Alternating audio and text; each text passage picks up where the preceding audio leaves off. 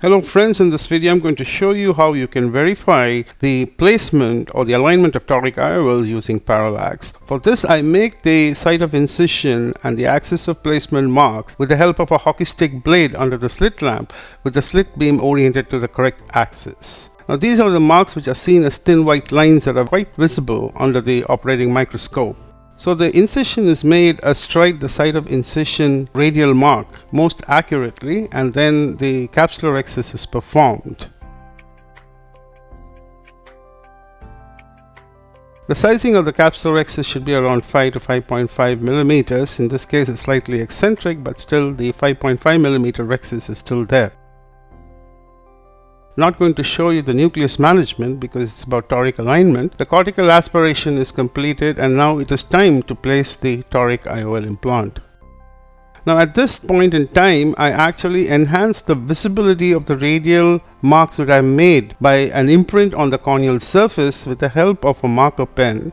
The ink of the marker pen will sink into the groove that you've created. I'm going to accentuate the mark because I want to increase the visibility. In this particular video, I don't do this all the time, just to show you the alignment. This is then washed away with balance salt solution so that you make these corneal radial marks thin. It's important that in this type of verification, you need to make radial marks on the cornea and not just dots. Only then can you use the verification by parallax technique to verify the alignment of the toric IOL.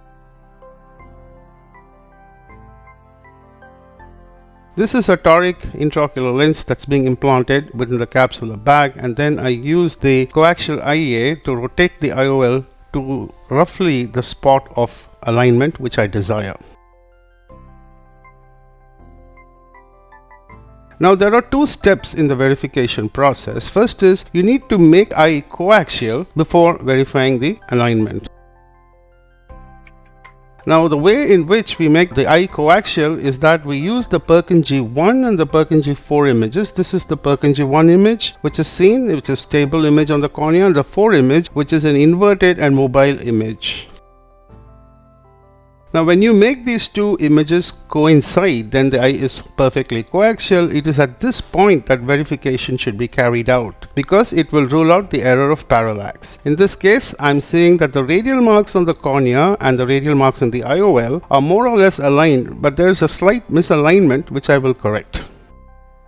Now comes the second step of verification. All you have to do is to rotate the eye, and when you create a parallax by rotating the eye up or down, you see that the marks on the IOL and the marks on the cornea are perfectly parallel to each other. This will happen only if the toric IOL is perfectly aligned with the corneal radial marks.